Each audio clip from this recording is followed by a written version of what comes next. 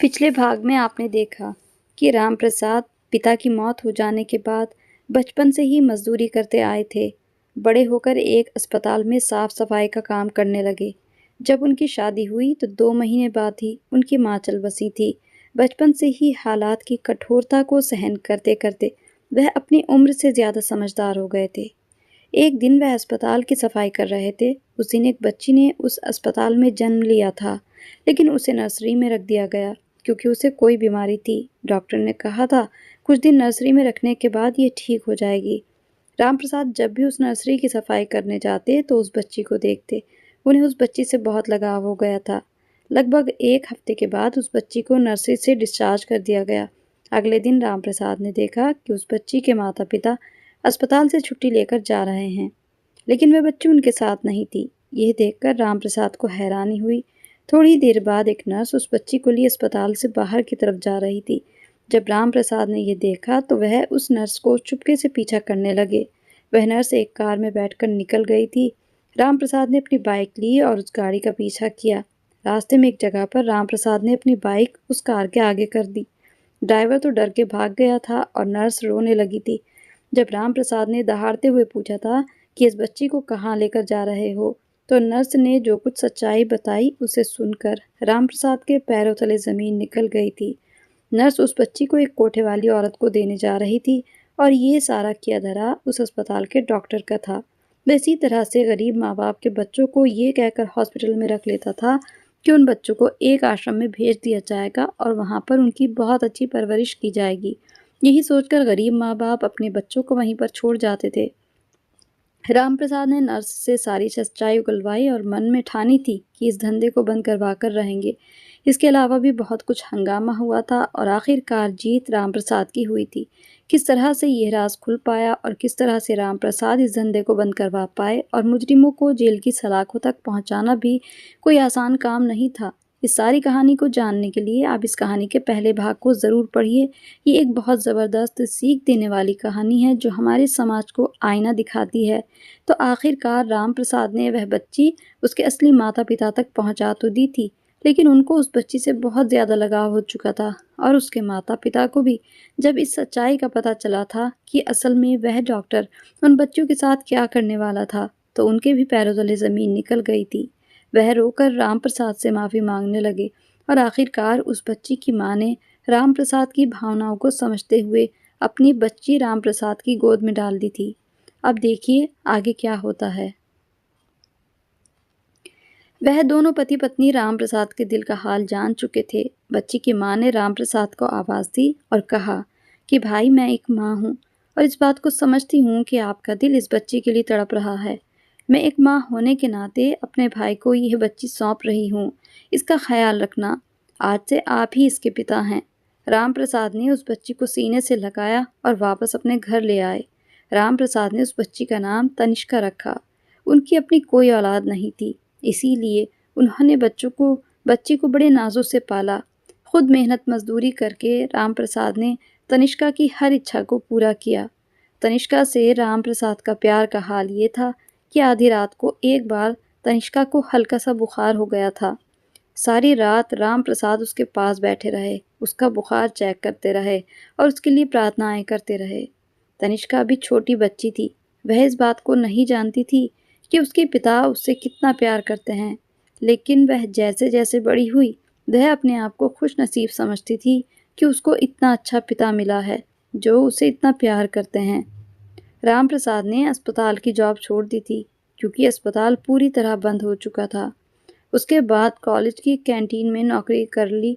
तनिष्का एक बहुत होनहार और होशियार बच्ची थी जो शुरू से ही हर क्लास में टॉप कर रही थी।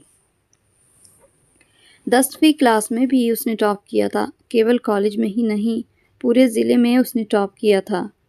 उसके सभी टीचर्स उस पर गर्व कर रहे थे क्योंकि उसके कारण स्कूल का नाम भी चर्चा का विषय बना हुआ था।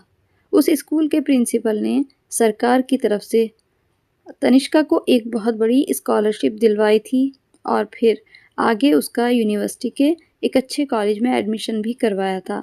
ये सब पाकर तनिष्का बहुत ही ज़्यादा खुश थी। उसने खुशी खुशी यह सारी बात अपने पिता को बताई। यह सुनकर उसके माता-पिता की भी खुशी का ठिकाना नहीं था कि वह एक बड़ी यूनिवर्सिटी के अच्छे कॉलेज में पढ़ सकेगी और उसके पिता को उस पर पूरा विश्वास था कि आगे चलकर वह उनका बहुत नाम करेगी। आज उसने अपने पिता से जल्दी घर आने के लिए कहा था और अपनी मनपसंद जलेबी लाने के लिए भी कहा था। उसके पिता उसके कहे अनुसार जल्दी ही घर भी आ गए और उसकी मनपसंद जलेबी भी साथ में लेकर आए। वैसे भी यह खुशी का मौका था। उन्होंने अपनी हैसियत के हिसाब से पूरे मोहल्ले में मिठाई बांटी थी। तनिष्का खुशी-खुशी अपने पिता से कह रही थी, पिताजी, जब मैं पढ़ लिख कर कुछ बन जाऊंगी, तब हम ऐसे टूटे-फूटे मकान में नहीं रहेंगे, बल्कि एक आलीशान बंगले में रहेंगे। बस आप देखते रहो, आपकी बेटी अब क्या-क्या करती है। माता-पिता उसकी बातों पर मुस्कुरा देते। तनिष्का के सपने बहुत ऊंचे थे, लेकिन अभी वह गरीबी के घेरे में ही थी। लेकिन तनिष्का के पिता ने कभी भी उसकी किसी इच्छा को नज़रअंदाज नहीं किया था। तनिष्का के अंदर तो उनकी जान बसती थी। उसकी बचपन से लेकर अब तक हर इच्छा को पूरा किया था। उनकी अपनी बेटी के लिए बहुत बड़ी-बड़ी कुर्बानियाँ थीं, जिनको तनिष्का कभी जान भी नहीं सकी थी। वह हमेशा ही एक वक्त का खाना खाते थे। कभी भी दोपहर का खाना ना तो घर से साथ लेकर गए, ना कभी कॉलेज की कैंटीन से आने के बाद खाया था। कॉलेज की कैंटीन में एक मामूली से नौकर होने के कारण उनकी तनख्वाह भी कुछ ज़्यादा नहीं थी। हालांकि उनकी पत्नी जानती थी कि वह कैंटीन में भूखे रहते हैं, लेकिन राम प्रसाद ने यह सारा कुछ अपनी बेटी से बताने के लिए पत्नी को सख्ती से मना किया हुआ था। यहाँ तक कि तनिष्का को तो ये भी पता नहीं था कि उसके पिता कहाँ पर नौकरी करते हैं, या फिर ये कहा जाए उसने कभी जानने की कोशिश भी नहीं की थी, क्योंकि उसके माता-पिता ने उसको ऐसे रखा था जैसे वह किसी गरीब परिवार में नहीं, बल्कि एक अमीर परिवार की बेटी हो। आज तनिष्का खुशी-खुशी कॉलेज जाने के लिए तैयार हो रही थी। आज कॉलेज में उसका पहला दिन था। शुरू के 4-5 दिन तक कॉलेज में सही गुजर गए, लेकिन 5वें दिन जब वह कॉलेज की कैंटीन में गई, तो उसकी आंखें फटी की फटी रह गई थी, क्योंकि कॉलेज की कैंटीन में जो व्यक्ति टेबल साफ कर रहा था, वह कोई और नहीं बल्कि उसका अपना पिता था। अब जब उसे पता चला कि उसके पिता तो उसी कॉलेज की कैंटीन में नौकर हैं, जो यूनिवर्सिटी के बच्चों को जूस और स्नैक्स सर्व करते हैं, यह बात उसे सहन नहीं हो रही थी। इसलिए नहीं कि उसे अपने पिता से हमदर्दी थी, बल्कि इसलिए कि उसके अहम को चोट पहुंच रही थी कि वह कैंटीन के एक नौकर की बेटी है। वह कॉलेज बहुत बड़ा था और महंगा भी था। इस कॉलेज में उसका फ्री में एडमिशन हुआ था और स्कॉलरशिप भी मिला था। हर महीने यहाँ पर अमीर घरों की लड़कियाँ और लड़के पढ़ाई कर रहे थे। वह बड़ी-बड़ी गाड़ियों में इधर आते थे और तनिष्का उनको देखकर बहुत इम्प्रेस होती थी। उसके दिल में भी इस इच्छा ने जन्म लिया कि काश वह भी बड़ी सी गाड़ी में आए, लेकिन अब अपने पिता की वजह से बहुत परेशान थी। जब से उसे ये सच्चाई पता चली थी और जब उसने अपने पिता को फटे पुराने कपड़ों में देखा कि वह कॉलेज की कैंटीन में काम कर रहे हैं, तो उसे बहुत शर्मिंदगी महसूस हो रही थी। आज जब वह घर पहुंची, तो जाते ही अपनी माँ पर बरस पड़ी थी। कहने लगी कि मैं ये बात नहीं सहन कर पाऊंगी कि पिताजी उस कॉलेज में नौकरी करें जहाँ पर मैं पढ़ती हूँ। मेरा अपनी एक इमेज है, सभी को पता है कि मैं एक टॉपर हूँ। अगर किसी को ये बात पता चल गई कि मैं कैंटीन में काम करने वाले एक नौकर की बेटी हूँ, तो मेरी इज्जत तो मिट्टी में मिल जाएगी।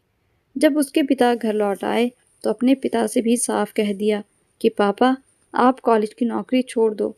कॉलेज में कोई भी नहीं जानता कि मैं आपकी बेटी हूँ, और अगर किसी को इस बात का पता चल गया, तो मैं शर्म से डूब जाऊंगी और कॉलेज में पढ़ना मेरे लिए संभव नहीं रहेगा। इसीलिए आप ये नौकरी छोड़ दो। किसी से कहना भी मत कि मैं आपकी बेटी हूँ। राम प्रसाद ने तनिष्का से कहा कि बेटी, यहाँ कैंटीन में नौकरी करना मेरी मजबूरी है। मैं कोशिश करता हूँ कि कहीं और नौकरी का बंदोबस्त हो जाए, लेकिन उस समय तक ये नौकरी नहीं छोड़ सकता और वहाँ तुम्हें परेशान होने की ज़रूरत नहीं। मैं तुमसे वादा करता हूँ कि किसी को इस बात का पता नहीं चलेगा कि तुम मेरी बेटी हो। वह अपने दोस्तों के साथ कैंटीन जाती थी। उसका पिता सर झुकाकर उसको स्नैक्स आदि सर्व करता था, उनकी टेबल साफ करता था और जल्दी-जल्दी वहाँ से वापस चला जाता। इस डर से अपनी बेटी की तरफ देखता भी नहीं था कि कहीं बेटी नाराज़ ना हो जाए। वह किसी हाल अपनी बेटी को नाराज़ नहीं कर सकता था। एक बार उसकी पत्नी ने रामप्रसाद से कहा कि आज तनिष्का जब कॉलेज से वापस आएगी तो मैं उससे बात ज़रूर करूँगी और उसे बताऊँगी कि आज वह जिस मकाम पर है सिर्फ़ और सिर्फ़ अपने पिता की वजह से ही है और वह आपसे इस तरह का बर्ताव करेगी। मैंने कभी सोचा भी नहीं था। रामप्रसाद ने अपनी पत्नी के सामने हाथ जोड़ लिए और कहने लगे, ऐसी गलती भी मत करना और ख़बरदार अगर तूने कभी तनिष्का को कुछ भी बताने की कोशिश की। रामप्रसाद के सब्र की कोई मिसाल नहीं थी। उनकी पत्नी आंखों में आंसू भरकर कहने लगी कि मैंने आप जैसा सब्र करने वाला इंसान नहीं देखा। अपने पति के साथ कई साल का समय गुजार चुकी थी। उनकी पत्नी उनकी हर धूप छाँव को गहराई से जानती थी। जिस बच्ची के लिए वह एक समय का खाना खाते हैं और कभी होठों पर कोई शिकायत नहीं है, ऐसा तो कोई अपने खून के लिए भी नहीं करता। इसीलिए तनिष्का की बातें रामप्रसाद की पत्नी के दिल को और ज़्यादा चुभती थी। रामप्रसाद ने अपनी पत्नी को समझाते हुए कहा, जिस तरह हर क्लास में अच्छे नंबर लाई है, इसी तरह मुझे उम्मीद है कि वह इस कॉलेज में भी टॉप करेगी। डॉक्टर बनना उसका सपना है और एक ना एक दिन यह सपना ज़रूर पूरा होगा। रामप्रसाद की अपनी बेटी के लिए प्रार्थनाएं रंग लाईं और उसने क्लास में टॉप किया। न सिर्फ क्लास में टॉप किया बल्कि पूरे ज़िले में पहली पोजीशन हासिल की। पास होने वाले सभी स्टूडेंट्स के लिए कॉलेज में एक फंक्शन रखा गया था। उस कॉलेज के प्रिंसिपल ने सभी स्टूडेंट्स को कहा कि अपने माता पिता को अपने साथ लेकर आएं ताकि वह अपने हाथों से आपको मेडल पहना सकें कि आपने उनका और हम सभी का नाम रोशन जो किया है। लेकिन इस पर तनिष्का ने घर जाकर अपने माता-पिता को इस बारे में बताया, तो उसके माता-पिता ये सुनकर बहुत खुश हुए थे कि वह भी इस गर्व का हिस्सा बन सकेंगे। लेकिन तनिष्का ने तभी अपने माता-पिता से कहा कि पापा, मैं चाहती हूँ कि अगर आपके पास स्कूल से इनविटेशन के लिए कोई फ़ोन आए, तो आप उन्हें वहाँ आने के लिए मना कर दें। और पापा, अच्छा यही होगा कि आप कुछ दिनों के लिए शहर से बाहर ही चले जाइए। यह बात सुनते ही रामप्रसाद की पत्नी की आंखों में आंसू आ गए। उन्होंने एक नज़र रामप्रसाद के चेहरे पर डाली। वह धीमे-धीमे मुस्कुरा रहे थे और फिर रामप्रसाद ने बेटी के सर पर हाथ रखा और कहा, बेटी, चिंता करने की कोई बात नहीं। मेरी वजह से तुम कभी भी शर्मिंदा नहीं होगी। यह पिता तुम्हारा सर कभी झुकने नहीं देगा। फंक्शन के दिन सभी स्टूडेंट्स अपने माता-पिता के साथ बैठे हुए थे, लेकिन तनिष्का अभी तक कॉलेज पहुंची ही नहीं थी। तनिष्का ट्रैफिक जाम की वजह से अभी कॉलेज से बहुत दूर थी और जाम भी बहुत ज़्यादा था। एक-एक पल उसके लिए भारी हो रहा था। थोड़ी ही देर बाद जाम खुला और वह कॉलेज पहुंची। कॉलेज पहुंचते ही उसे अपना नाम अनाउंस होता सुनाई दिया। वह भागती हुई स्टेज तक पहुंची थी। तनिष्का बड़े गर्व के साथ स्टेज की सीढ़ियां चढ़ने लगी कि तभी उसकी नज़र प्रिंसिपल के साथ वाली कुर्सी पर पड़ी, तो उसकी आंखें फटी की फटी रह गईं जब उसने देखा कि प्रिंसिपल साहब, आज के इस समारोह में शहर की बड़ी-बड़ी हस्तियां शामिल हुई थीं। दूर-दूर से बड़े-बड़े नेताओं को भी बुलाया गया था। ये एक बहुत बड़ा और महंगा कॉलेज था। यहाँ पर सभी अमीर घरानों के बच्चे पढ़ते थे, तो ज़ाहिर-सी बात है कि अमीर घरों के लोग भी इस फंक्शन में शामिल थे। शहर की बड़ी-बड़ी पर्सनालिटी बैठी हुई थी। लेकिन प्रिंसिपल के साथ वाली कुर्सी पर जब तनिष्का की नज़र पड़ी, तो उसकी आंखें फटी की फटी रह गईं जब उसने देखा कि प्रिंसिपल साहब के साथ उसके पिता बैठे हैं, वह भी ख़ास मेहमान की हैसियत से। तनिष्का को अपनी आंखों पर यकीन नहीं आ रहा था। तभी प्रिंसिपल साहब की आवाज़ उसके कानों में गूंजी, तो वह आगे बढ़ी। वह तो अपने पिता को वहाँ देखकर एक पल के लिए अपनी आंखें झपकना ही भूल गई थी। इंट्रोडक्शन जब हुआ तो प्रिंसिपल साहब ने कहा कि हमारे बीच एक ऐसे इंसान मौजूद हैं जिसे आज से 20 साल पहले एक बच्ची को गोद लिया था। एक ऐसी बच्ची जिसकी वजह से उसने 70 बच्चियों की ज़िंदगी बचाई थी और वह बच्चियां आज इस फंक्शन में शामिल हैं। ये वह इंसान है जिसने अपनी जान पर खेलकर उन बच्चियों की इज्जत वाली ज़िंदगी दी। और फिर प्रिंसिपल साहब ने इंट्रोडक्शन में ही राम प्रसाद का सारा किस्सा बयान कर दिया। जो हॉस्पिटल में हुआ था। वह लड़कियां अब जवान हो चुकी थी। एक-एक करके वह रामप्रसाद के सामने झुक रही थी और रामप्रसाद उनके सिर पर हाथ रख रहे थे, जबकि शहर के बड़े-बड़े इज़्ज़तदार लोग रामप्रसाद के सामने सैल्यूट कर रहे थे और खुद प्रिंसिपल साहब भी उनके सामने झुक रहे थे। यह देखकर तनिष्का को एक बहुत ज़ोरदार झटका लगा था और उसकी आंखों से आंसू बह निकले थे। सब उसको देखकर यही समझ रहे थे कि यह खुशी के आंसू हैं, लेकिन तनिष्का इस बात पर रो रही थी कि उसके पिता तो इतने महान इंसान थे, लेकिन उसने अपने पिता को पहचानने की भी कोशिश नहीं की। हमेशा उनके मैले कपड़े देखे और उनकी हैसियत से नफरत करती रही। तनिष्का ने इनाम पाया, लेकिन उसके दिल पर बहुत बड़ा बोझ था। वह खुलकर रोना चाहती थी, लेकिन यह जगह सही नहीं थी। वह अपने पिता से पहले घर पहुंच चुकी थी और बेचैनी से पिता का इंतजार कर रही थी। जैसे ही रामप्रसाद घर में आए, तो उनके पैरों में गिर गई और चिल्ला-चिल्ला कर उनको देखकर रोने लगी। पापा, मुझे माफ़ कर दो।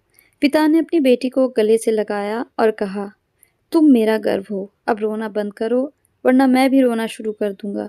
तनिष्का को जिंदगी का सबसे बड़ा सबक मिला था कि इंसान को उसकी बाहरी हालत से जांचने की कभी कोशिश ना करो। किसी को भी अपने से कम या गिरा हुआ ना समझो। हो सकता है जिसको तुम कमतर समझ रहे हो, वह तुम्हारी हैसियत से बहुत ऊपर हो। यही इस कहानी की सीख है। कहानी अच्छी लगी हो तो इसको लाइक और शेयर ज़रूर कीजिएगा और एंड स्क्रीन पर इस कहानी का पहला भाग दिखाई दे रहा है, यहाँ क्लिक करके आप इस कहानी का पहला भाग पढ़ सकते हैं और डिस्क्रिप्शन में भी हमने इस कहानी के पहले भाग का लिंक दिया है, आप वहाँ पर जाकर भी क्लिक कर सकते हैं और हमारी और भी कहानियों को देखिएगा ज़रूर। ऐसी ही अच्छी और मोरल और सीख देने वाली कहानियों के साथ फिर मिलेंगे। तब तक के लिए goodbye and thanks for watching.